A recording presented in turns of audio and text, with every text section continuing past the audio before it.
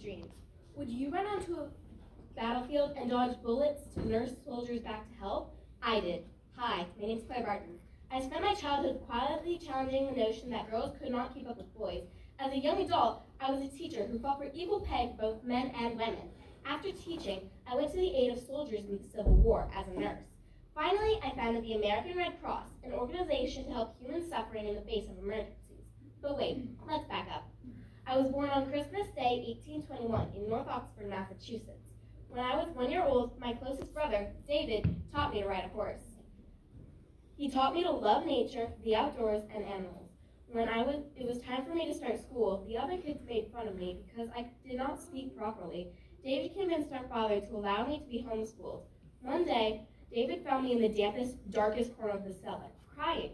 When he asked what was wrong, I replied that Dolly, my oldest sister, threw me down here because she thought I was being lazy. She said that I refused to pronounce my words correctly and needed to be punished. David marched up the stairs, pulling me behind him, and went to face Dolly. Bring that thing back down those stairs. She's being punished, Dolly told David. David told her no and took me outside to the barn. That's when David gave me my very first animal to take care of, a puppy who was curled in the corner of the barn. She was left by her family because she was a runt, and if she was not taken care of soon, she would die. I accepted the role of this little puppy's mother. I looked after my new pet in the barn of our farm, along with the other animals. And when winter came, something happened that I never thought would. Some of the bullies from my old school came to play. They said that they remembered I could run and throw as fast and hard as they could. They had never seen a girl do that before. We skated on the ice, threw snowballs at one another, and built snowmen. My confidence grew, and this was the first time in a long time that I felt like a normal kid.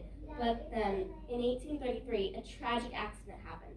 My brother, David, fell off the barn roof while he was repairing it. As I heard the commotion from outside, I ran through the house. The farmhands had already carried David to his bed. I gave them instructions to bring water and move his bed to the window. Although he didn't break anything, he felt very, very ill. For almost 2 years, I cared for him. I thought he would never walk again, but then a miracle happened.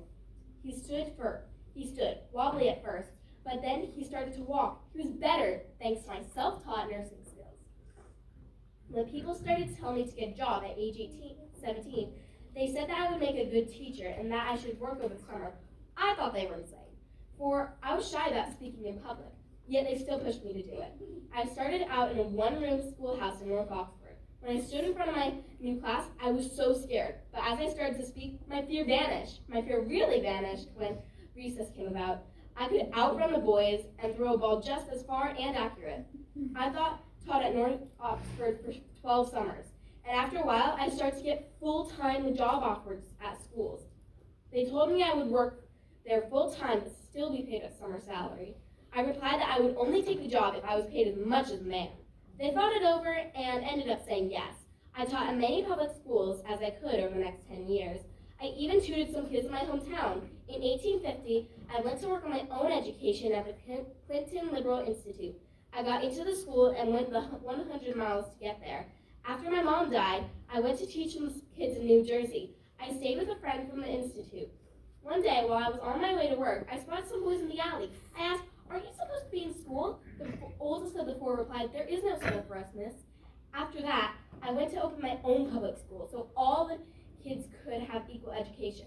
They rejected the idea at first, but as I pushed it, they agreed.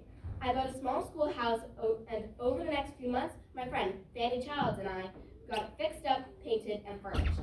In July 1850, the school opened to the public. My first class was a class of 6 boys. As I taught, they learned that it's okay to ask questions, and boy did they have a lot of them. The next day, 12 boys came, and in 2 weeks, there were 55 girls as well. My little school was growing rapidly. By the end of the year, I had 600 kids in the school and 204 more waiting to enter. I needed a bigger space for the kids, so I built a bigger 2-story schoolhouse. Now, all the kids who wanted to learn could, but there was a problem. After all my hard work, they thought it improper for a woman to be principal. They gave the job to a man. Come on, people. My heartbroken and angry, my health started to turn on me. So I left New Jersey with Fanny Childs to start new in Washington, D.C. Quickly, my mood and health began to improve, but It didn't stay that way for long. After President Abraham Lincoln won the 1860 election, many of the southern states began to leave the Union, which in 1861 caused a war. The Civil War, to be exact.